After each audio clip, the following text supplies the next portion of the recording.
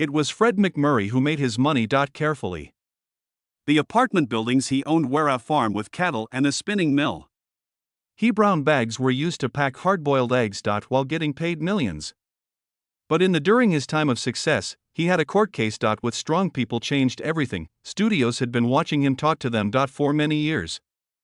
They didn't like how much because of the power he had. They did something that was meant to hurt him. What they did not know was how far MacMurray would go to keep himself safe.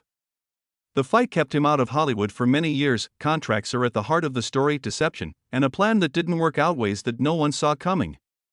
The Fred MacMurray the story starts off slowly, almost in a spot that not many people remember. Hugh was born in Connecticut on August 30, 1908. Illinois to a dad who could make a mother who brought a violin and a child. Wisconsin is a part of her everywhere she goes. Went. Even though his dad was smart and wealthy, money never stayed in their home. Fred was only 2 years old when their new home was in Beaver Dam, Wisconsin. I hope things get better soon. But there was life pressed even more. Fred became an adult. Being aware of the weight of duty. To make money for his family, he worked in a nearby You Can Grow Peas for just a few cents an hour. They had to work long shifts that wore out most grown men, let alone a boy. There was still another part of him that was going up. He went to Beaver Dam High School. He stood out in football, baseball, and basketball. 3 sports star who scoreboard a lot of the time and became a hero in a small town among kids who liked him for his skills as much. Ash was quiet, determined. Going to school gave him the grades he got him a full scholarship to go to Carroll College in Wa. But college he couldn't stay in a classroom for long. He could not resist the call of music. Day. He quickly moved away from to go to classes and study books, something a lot more dangerous. He joined the locale as a trumpet player in dance bands, hoped that music would open the door to life had been closed for a long time. He did it at night. Went to school for art in Chicago because he thought ability needed to be shaped in training. In 1928, he took another move to Los Angeles as a next step. There he was served as an extra in movies for $10 a day. Even during the feeling down. He also brought his sick mother with her and drove her to Los Angeles so that she could get better care. Even as he chased his dreams, he carried his family with him. His only real link to the world of leisure. F.A. Holderness, his aunt, was a performer in theater, but even she couldn't give him a simple start. The early years were based on hard work, not luck, and every day made him stronger. They would need later. He got back into music with Amore direction when he got married in March 1930. The Coconut Grove of Gus Arnheim was joined concert band. He was only 22. And he played the clarinet. Holder sax. In the same month, Hugh went up to a microphone to sing on Eights called All I Want Is Just One Girl, which came out as Victor 2022-384. He rarely sang on that track. Many people paid attention to Bing Crosby, who was the band's rising star, but Fred's voice was also there, hidden in a recording that would later be used to solve the history of jazz. Los Angeles was the place of the meeting, plus these times with the musicians helped him get to the East Coast, New York stage lights. I had never planned to be an actor, but music brought him to chances he didn't see coming. Late that same year, in 1930, there's another door. Fred was pulled up on There Are a Lot of People at the Selwyn Theater. The show began on October 15, 1930, and lasted for 271 days. Put on shows until June 6, 1931. Hugh wasn't hired to play a part. He was just Azinger, who plays with the California Collegians, but practices made everything different when the makers saw how he held himself on stage. They gave him a little part in a play. Even though he had never did it before, it was small and almost easy to miss. Still, the right people saw it. Directors of casting remembered him and a few offers came in at a time. These a small step turned into his first reala base in a world he never thought Hugh would come in. Momentum went with him into 1933, when he started working on Broadway, put on by Roberta at the New Theater in Amsterdam. The show began on November 18, 1933, and stayed in power for 295 shows up until July 21, 1934. He shared the stage with Bob Hope. There is Sidney Greenreid and George Murphy. Bob Hope did a great job in that show. A star, and Fred's part wasn't too far away. Not keeping up with getting attention. Important picks of both of them signed, and in 1934, they gave Fred a 7-year deal that pays $350 a week. Hugh wasn't that special yet, one more player on contract. But the path had clearly moved. She was more than just a show. It was the time when everything changed. Finally looked at him. Everything sped up in 1935. He went from being a growing star to a star in one burst. That year he was in 7 movies by himself, something that no one had ever heard of before. The Gilded Lily was his big moment. In March 1935, where he played a lead role with Claudette Colbert. People loved him, companies loved him, and all of a sudden there was a top man at Paramount. After that, in the same year, he was in Alice Adams. Going to see Katharine Hepburn in September and Carol and I Our Hands Across the Table Toscana in December. Each movie more praise, more attention, and more faith from company heads who he was seen as trustworthy, charming, and box gold for The Office. By the end of 1935, name shone on theater maras everywhere the country. His rise was so quick that even experienced leaders were surprised by. We were used to seeing stars climb slowly over many years of work. Fred jumped. Go ahead in just 1 year and Ella began to treat him like he was a sure thing. It only got better for him. By 1943, the salary per year had hit $420,000. This amount of money would be about $7 today. Million. He was paid the most for this. Star in Hollywood and the 4th the highest paid person in the United States. Even though the average American the worker made around $2,000 a year during World War II, Fred made more than 200 many times that amount. His movies brought in millions of dollars every time. Studios believed in him. People loved him. And his deal with Paramount kept him on top. The following year, 1944, he made even more as he reached $439,000. Once more, he became Hollywood's biggest star. Paid actor. These numbers shocked us. During the war, a time when most families were having a hard time with shortages. And not enough. But Fred's movies like Double Indemnity and More Than Suspicion kept getting people to come in, and studios were willing to pay him because each movie it looked like it was meant for him on his name make money. Fred did more than just act. He was an entrepreneur who knew that fame wears off, but contracts last for a long time. He arranged long-term deals for profit sharing. Before most of the players even thought to ask. He didn't take a flat pay, instead asked for a share of each movie's gross. He made money this way for a long time. After the movies were over. Movies like 1944's Double Indemnity and Egg and I were big hits in 1947, and he made money from his share for years. Studios and other players took notice, and Fred quietly made a plan for how stars could make a lot of money in Los Angeles. During World War II, a different kind of interest. Fred MacMurray didn't fight in the war, and that choice was criticized. He worked as an air raid guard in Brentwood and helped sell coins for the war, taking care of things from home. But while James Stewart and Clark Gable were big stars. Served away, Fred kept making movies and making huge amounts of money. There was talk. Some people asked his opt for. But people still thought of his movies as mood boosters for people who needed them get away when it's dark. He also used his fame to help bond drives and good causes, things that happen. Talk about him in the debate showed the stress famous people were under during the war, and what they did there were more eyes on them than ever. Even with all the trouble, Fred stayed a well-liked person whose work made people happy at the most important time for them. Fred, when he met Lillian Lamont in 1934, both of them worked on Broadway. Roberta and the music and something about the way she moved quickly drew him in. It was a quiet start to their relationship, but grew quickly.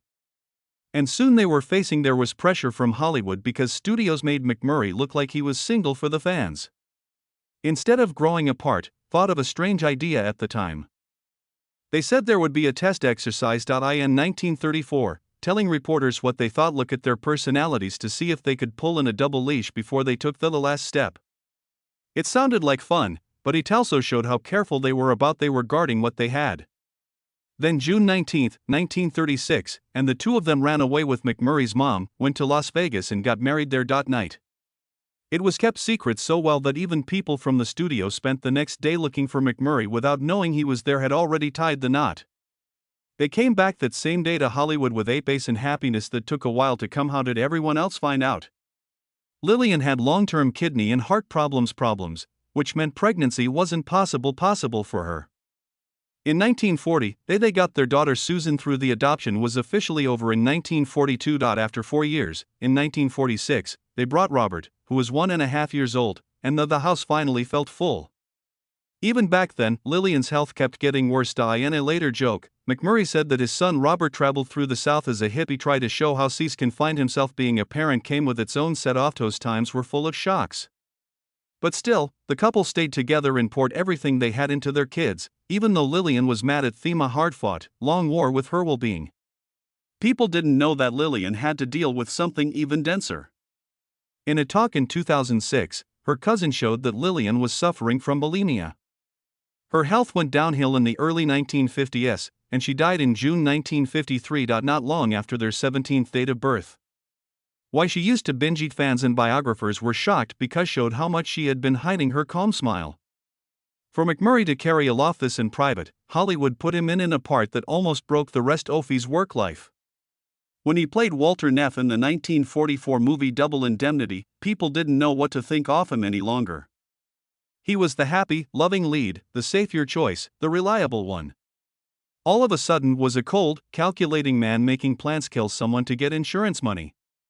Before having names like George Raft and Alan Ladd had already said no. Because they were afraid it would hurt how they look.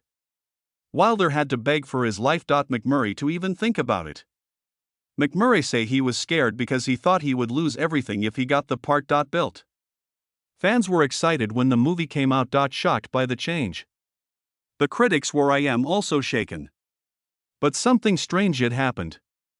This is what his act became seen as one of the best in film noir history. After many years, he said that it was almost the end of my career, but at the same time, it proved that he could do important theater instead of funny stuff. What made things strange was the reason he got that part in the first place. It was used by Paramount Pictures as a trick for negotiating a deal. During that time, MacMurray was renegotiating his salary, and the company thought that if he was so scary and dark in that role, he would fail at the box office. And have to take less cash. Their plan was to teach him Alish Sun. The plan didn't work out as planned. The part was a big hit. What the critics said him, and his ability to make deals grew. The part that was supposed to bring him he went down and ended up going up. Putting together Double Indemnity had their own stress. It was new for MacMurray. Taught his kind of heavy stuff, and Billy Wilder kept pushing him and expecting emotional. MacMurray had heart and depth that never been asked for before. He was scared and unsure of himself. Marianne, the actress who played Phyllis Dietrian, she felt the way too, but her faith helped him stay balanced. He wrote letters after some time. MacMurray admitted that Stanic's focus and peace of mind kept him steady. Their chemistry on screen showed how much she helped him through that tough shoot. He said the event changed him. Because it put him in a position as an actor he never thought he'd meet. But MacMurray didn't always make good connections. With the writers. How he got along with Preston Sturges turned out to be one of the well-known for being tense in old Hollywood. In the book of his life, Sturges wrote that MacMurray was awful, mean, and he really meant it. Their tension came to a head. While Remember the Night was being filmed in 1940. They fought over tone and line. Service, over almost everything that shaped a scene. John MacMurray, who was usually calm, found Sturges harsh and unbearably bad. When Sturges politely told him it was a pleasure to work with him, MacMurray told him that he was with him. Wished he could say the same thing. For that reason, MacMurray made sure they never worked together again. It wasn't common during that time for a major man to fight back against a strong head, which made the fight even worse. Remember. Getting to know Carole Lombard brought a totally different vibe. From 1935 to 1937, they were in 4 movies all at once. The Lombard had a reputation for not being afraid and being funny. He also said she swore like a man. That always caught him off guard because she walked with such confidence and being honest. She would make fun of him by telling him he would pluck his eyebrows to get chill out on set. Her wit made he feels lighter after working long hours. Had good things to say about her. Her death in a plane crash in 1942 shook the whole business, and MacMurray was one of the many people kept her spirit alive by talking about how she lit a fire under everything. How he interacts with Barbara Stanley had a different kind of strength. MacMurray said that he did it. I fell in love with her. What he said in every movie they worked on together, one thing in common. He fell in love with her.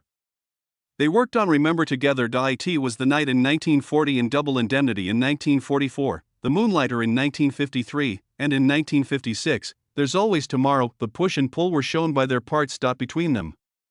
In one movie, he changed her. He killed her in another.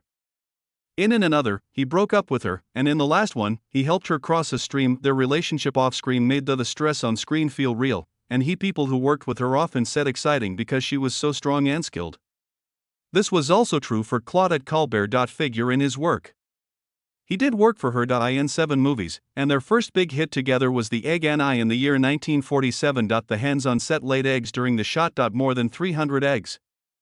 Collins and MacMurray he or she signed them and sold them at farmers to help raise money for the Braille College of America. It turned into One One of the first famous charities work in Hollywood. The movie turned into another big hit at the movie office of 1947 and made sure they would stay a respected on-screen couple. How they worked 14 years of being together, and later, MacMurray said that they both just knew it was time to leave without a bad taste. Life changed for Fred MacMurray in a sad and deep way after Lily and he passed away on June 27, 1953. They had been married for 17 years, and she died just 2 days after they did. Date of birth, it was a heart, according to people close to them. Attack, but some people said that kidney failure was the real reason. Those little there were rumors going around Hollywood and spread a lot of stories. It was MacMurray broke his heart, and for a while, Hugh went about his days in a quiet fog, but before the end of the year, he showed up at a gay 90s party that John Wayne was the host on December 31, 1953. He wasn't the only one, he showed up with June Haver. Their sudden people who expected friendship were shocked by it for him to mourn for a lot longer, and that surprise made people talk even more about town. June's own story made it more convincing. Talk about it. She had been in it for 8 months. Church after her fiancé, Dr. John the surgeon who did the surgery on Duzig, died in 1949. Because of the loss, she looked for something steady.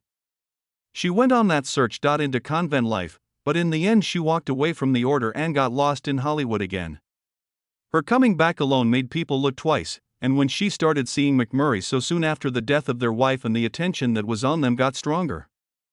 Their bond grew stronger. Quickly, and they ran off to get married. On June 28, 1954, in the Aji Valley Inn. They didn't say anything. They even their trip with their friend Ray Cardilotto keep their plans secret. Having that everyone thought the wedding would happen. Place after more than a month. They had felt even better when things were kept secret, quite strange. There was still trouble. That's it. June really loved her Catholic faith, but the church wouldn't let a Catholic wedding since she was married to a musician Jim's in 1947 and quickly got a divorce from him. After. In order to marry MacMurray, she had to give up her faith. Some people talked about that choice for years. Some said she gave up her ideals for love, while some people thought she was just trying to start over. In any case, the marriage was a mix of happiness, secret shame and scandal that Hollywood couldn't handle not care. When MacMurray took the stage in 1960, My 3 Sons was shown on TV. He brought that same bravery into his agree to. Before he signed, he talked to Father Knows Best's Robert Young, who told him about how much work there would be. MacMurray carefully listened and made a choice. He wasn't going to live that way. He used his star power to make one of the biggest and strangest TV deals. All of his scenes would be shot in about 65 not in a row days every year. That he only had to work for 2 months, while the rest of the group shot almost whole year. The producers had to change the whole project around his schedule. The show became a puzzle because of it. MacMurray became the main focus. The cast often acted in front of empty chairs or stand-ins because MacMurray's scenes were hit first in 2 large groups. The writers had to come up with plots that months for his words to be filmed early. Some scenes weren't much more than long speeches that writers could take out. You can jump into episodes later. Guest stars sometimes they had to come back 9 months later. They had to finish their first shoot scenes. And child actors wanted every week get haircuts to keep looking good. Hold on. He wore a toupee, which helped him keep the same look no matter how long it takes for shoots to grow back. The whole method was tiring for the crew, but he never changed his mind. His routine was set, and the team had to find a way to get around it. This method came with real risks as well. Any sudden change could ruin a show. When Don Lynn took over as Dodie during the 1969 to 1970 season, her front during the break, teeth came in at different rates. Between the blocks of shooting that MacMurray did, putting her scenes next to his became almost impossible. Even so, MacMurray refused to make any changes. What he decided it caused stress, but it changed how big stars talked about their futures. Makes deals. He had turned into a quiet leader. In his own way. In the background, he kept making a different kind, as an empire. He bought the ranches on 50 acres and is in Soma County, a river valley with money from his become an actor. The land had been used since from the 1840s and was known for its being rich. He took care of 400 Aberdeen Angus, they brought in stock and even a prize bull. Named Pyros of Islip.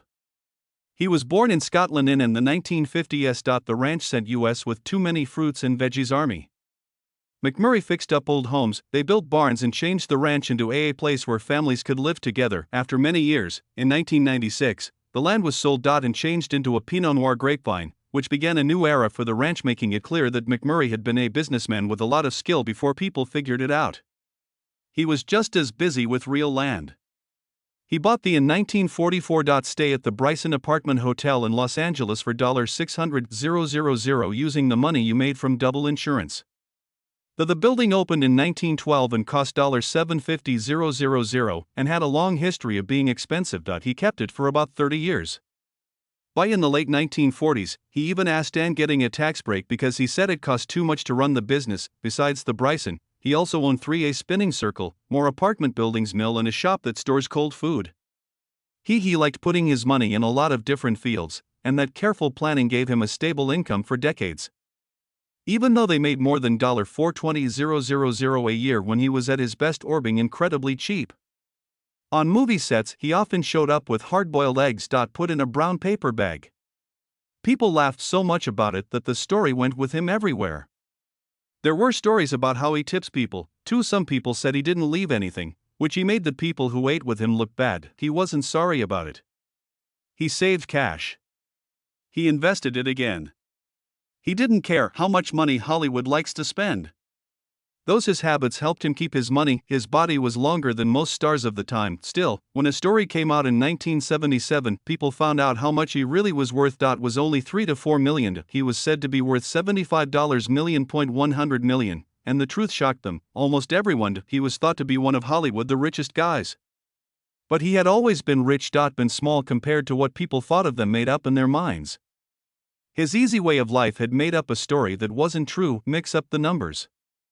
There were times when how people saw him touched him in bigger and worse ways. In 1961, while at Disneyland, a woman recognized him from the room with her bag. She was mad that he had picked a part with an adult theme instead of something better for the family. MacMurray was scared when he got home and told his wife he was done playing roles like that.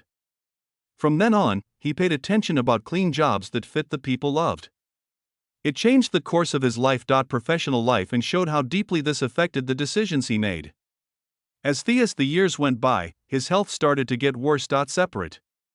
He was told he had throat cancer in the late 1970s and got better, but it came back in 1987. Some other issues after emphysema, chronic lymphocytic malignancy, and then the stroke in December 1988, that hurt his right side, disabled and very bad damage to his speech. Most people would have called it a day, but MacMurray pushed through tough times therapy until he got back almost 90% of his voice, and how he moves. A friends praised how strong she was. They saw a man who wouldn't let his body tell him what to do. How his story ended. But time kept getting close. He died in the end of bronchitis in Santa Clara on November 5, 1991 at the age of 83. Almost at the end of his acting career, he was in The Swarm in 1978, a movie with a lot of chaos. Irwin Allen was in charge and tried to write the fear of killer bees is spreading across the 10 years. A lot of people were in the movie, such as Michael Caine, Catherine Ross, and Henry Fonda, but none of that it. They used between 15 and 22 million bees. About 100 people worked just to keep them in check. Miss Olivia de Havilland got stung while they were shooting. The plot didn't work, and the movie turned out to bite. Was known as one of the worst of its time. He worked on for only 2 days. Picture, but his name stayed with it. Because it's an interesting fact. In 1987, a prize was given to him. Disney. He was the first Disney character to be named. The handprint was part of the event. Making a mark, and even though his health had already begun to slip, he paid attention with quiet pride. Most watchers or younger thought of him as the kind dad from My Three Sons, while older moviegoers remembered him from the movie Double Indemnity. Some other classics. The award made both sides of his memory in one place. It pushed Hollywood to remember how he had shaped more than one group, often in games. And even though he spent his last few years away from the public eye, at that time, his name would not become quiet all.